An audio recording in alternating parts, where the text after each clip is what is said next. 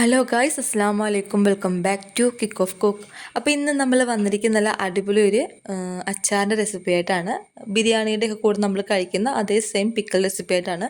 തീർച്ചയായിട്ടും നിങ്ങൾക്ക് എല്ലാവർക്കും ഇഷ്ടപ്പെടും കേട്ടോ. വളരെ ഈസി ആയിട്ടും അതുപോലെ ടേസ്റ്റി ആയിട്ടുള്ള അടിപൊളി ഒരു റെസിപ്പിയാണ്. നിങ്ങളെല്ലാവരും ട്രൈ ചെയ്ത് നോക്കുക. അപ്പോൾ നമുക്ക് എങ്ങനെയാണ് ടേസ്റ്റി ആയിട്ടുള്ള അച്ചാർ റെഡിയാക്കുന്നത് നോക്കാം. അപ്പോൾ അതിനായിട്ട് നമ്മളൊരു വലിയൊരു പാത്രം അടുപ്പത്ത് വെച്ചിട്ടുണ്ട്. നല്ലൊരു ക്വാണ്ടിറ്റിയിലാണ് നമ്മളിവിടെ അച്ചാർ തയ്യാറാക്കുന്നത്. ഇനി നമ്മളിതിലേക്ക് ചേർത്ത് കൊടുക്കുന്നത് ഏകദേശം ഒരു 200 മില്ലി അളവിൽ നല്ലെണ്ണ ചേർത്ത് കൊടുക്കുക. നല്ലെണ്ണ നല്ലതുപോലെ ചൂടായി കഴിയുമ്പോഴേക്കും നമുക്ക് ഇതിലേക്ക് ഒരു 1/2 ടേബിൾ സ്പൂൺ അളവിൽ കടുക് കൂടി ചേർത്ത് കൊടുക്കാം. കടുകും നല്ലതുപോലെ പൊട്ടി വന്നതിന് ശേഷം നമുക്ക് ഇതിലേക്ക് ചേർത്ത് കൊടുക്കേണ്ടത് ഉലുവയാണ്.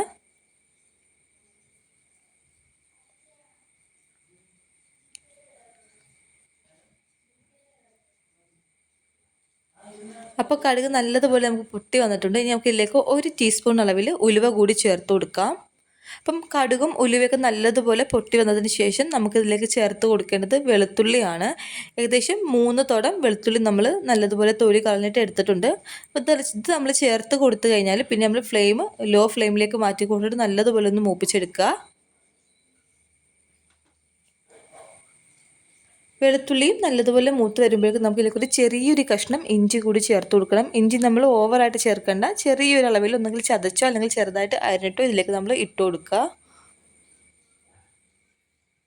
അപ്പോൾ ഇഞ്ചിയും വെളുത്തുള്ളിയൊക്കെ നല്ലതുപോലെ ഒന്ന് മൂത്ത് വരുമ്പോഴേക്കും നമ്മളിതിലേക്ക് ചേർത്ത് കൊടുക്കുന്നത് ഏകദേശം ഒരു 10-12 അളവിൽ പച്ചമുളക് നെല്ലിക്ക കീറിയത് കൂടി നമ്മൾ ഇതിലേക്ക് ഇട്ട് കൊടുക്കുക. ഈ ഒരു അച്ചാറിന് നമ്മൾ ഈ ഒരു സ്റ്റെപ്പിലൊന്നും ഇതിൽ സ്കിപ്പ് ചെയ്യാണ്ടിരിക്കുക. മാക്സിമം പച്ചമുളകും വെളുത്തുള്ളിയൊക്കെ ഇതിൽ ചേർത്ത് കൊടുക്കുക. ഇഞ്ചി സ്കിപ്പ് ചെയ്താലും കുഴപ്പമില്ല കേട്ടോ.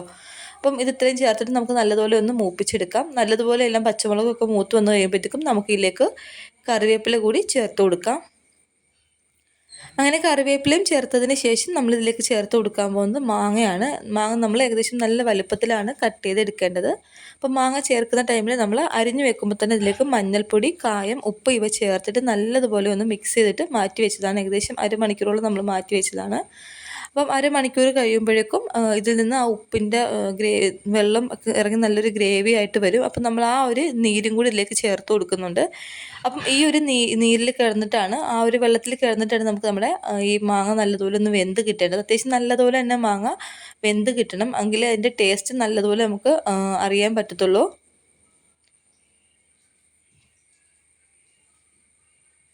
അതുപോലെ തന്നെ നമുക്ക് ഈ സമയത്ത് തന്നെ നമുക്കിതിലേക്ക് ഉപ്പൊക്കെ നോക്കി കൊടുത്തിട്ട് ഉപ്പ് വേണമെങ്കിൽ ചേർത്ത് കൊടുക്കട്ടെ. അതായത് നമ്മൾ ഇടയ്ക്കിടന്ന് നല്ലതുപോലെ മിക്സ് ചെയ്ത് കൊടുക്കുക. എന്നിട്ട് ഏകദേശം മാങ്ങ ഒന്ന് വെന്ത് പരുവായി വരുമ്പോഴത്തേക്കും ഉപ്പ് നോക്കിയിട്ട്, നമ്മൾ ഓൾറെഡി മഞ്ഞൾപ്പൊടിയും ഉപ്പും കായവും പുരട്ടി വെച്ചിരുന്നതായതുകൊണ്ട് ഉപ്പ് നോക്കിയിട്ട് എത്രത്തോളം ഉപ്പ് വേണമെന്ന് നോക്കിയിട്ട് ബാലൻസ് ചെയ്യാനായിട്ടുള്ള ഉപ്പ് ചേർത്ത് കൊടുക്കുക. അപ്പോൾ ഉപ്പ് ചേർത്ത ശേഷം നമുക്ക് നല്ലതുപോലെ ഇതൊന്നുകൂടി ഒന്ന് മിക്സ് ചെയ്തെടുക്കാം.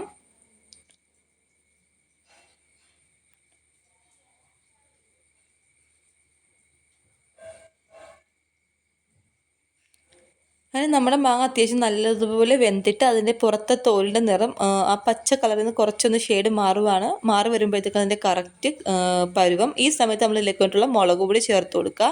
ഒരു 1/4 കപ്പ് അളവിൽ മുളക് പൊടിയാണ്, കാശ്മീരി ചില്ലിയാണ് ഇവിടെ എടുത്തിട്ടുള്ളത്. അതുകൂടി നമ്മൾ ഇതിലേക്ക് ചേർത്ത് കൊടുക്കുക.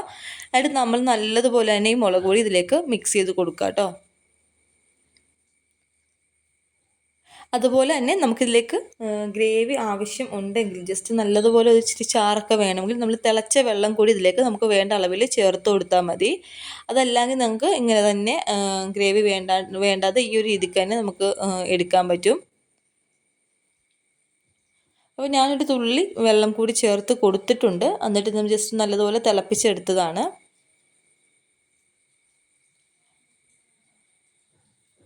അപ്പോൾ നമ്മുടെ മുളക് പൊടിയൊക്കെ നല്ലതുപോലെ മിക്സ് ആയിട്ടുണ്ട്. അപ്പോൾ ഉപ്പും കാര്യങ്ങളൊക്കെ നമുക്ക് ഇതിലേക്ക് ആവശ്യത്തിനുണ്ട്. അപ്പം നമ്മൾ ഇതുവരെ ഇതിലേക്ക് വിനാഗിരി ചേർത്തിട്ടില്ല.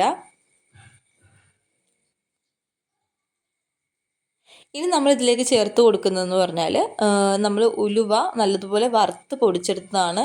ഏകദേശം ഒരു 3 ടേബിൾ സ്പൂൺ അളവിൽ ഉലുവ വറുത്ത് പൊടിച്ച് നമ്മൾ ഇതിലേക്ക് ചേർത്ത് കൊടുക്കുന്നുണ്ട്. അതുപോലെ തന്നെ കായപ്പൊടി കൂടി നമ്മൾ ഇതിലേക്ക് ചേർത്ത് കൊടുക്കുക. കായപ്പൊടിയും ഉലുവപ്പൊടിയും ചേർത്തതിന് ശേഷം നല്ലതുപോലെ ഒന്ന് മിക്സ് ചെയ്ത് കൊടുക്കുക. അതുപോലെ തന്നെ ഈ ടൈമിൽ തന്നെ നമുക്കിതിലേക്ക് വേണ്ട അളവിൽ ഏകദേശം ഒരു 2 ടേബിൾ സ്പൂൺ അല്ലെങ്കിൽ 3 ടേബിൾ സ്പൂൺ അളവിൽ മാത്രം വിനാഗിരി കൂടി ഇതിലേക്ക് ചേർത്ത് കൊടുക്കുക. ഓവറായിട്ട് വിനാഗിരി ഒന്നും ചേർക്കണ്ട, ഈ ഒരു അളവിൽ തന്നെ നമുക്ക് മതിയാവും. അപ്പോൾ വിനാഗിരി ചേർത്തതിന് ശേഷം നമുക്ക് നല്ലതുപോലെ ഒന്ന് മിക്സ് ചെയ്തെടുത്ത് കഴിഞ്ഞാൽ തന്നെ നമ്മുടെ അച്ചാർ റെഡിയാവും. ഏകദേശം നമ്മൾ ആ വെള്ളം ഒഴിച്ചൊന്ന് തിളച്ച് കഴിയുമ്പോൾ നമ്മൾ ഫ്ലെയിം ഓഫ് ചെയ്തിട്ടാണ് നമ്മൾ ഉലുവാപ്പൊടിയും കായപ്പൊടിയൊക്കെ ഇതിലേക്ക് ചേർത്ത് കൊടുത്തിരിക്കുന്നത്. അപ്പോൾ ഇത്രയേ ഉള്ളൂ, ടേസ്റ്റി ആയിട്ടുള്ള നമ്മുടെ പിക്കിൾ റെഡി ആയിട്ടുണ്ട്. വളരെ എളുപ്പമാണ്, അതുപോലെ തന്നെ വളരെ ടേസ്റ്റുള്ള റെസിപ്പിയാണ്. തീർച്ചയായിട്ടും എല്ലാവരും ട്രൈ ചെയ്ത് നോക്കുക. ഇഷ്ടപ്പെട്ട ചാനലൊന്ന് ലൈക്ക് ചെയ്ത് സബ്സ്ക്രൈബ് ചെയ്യുക. അതുപോലെ തന്നെ തൊട്ടടുത്ത് തന്നെ ബെല്ലൈക്കൺ ഒന്ന് ഓൺ ചെയ്ത് വെക്കുക കേട്ടോ.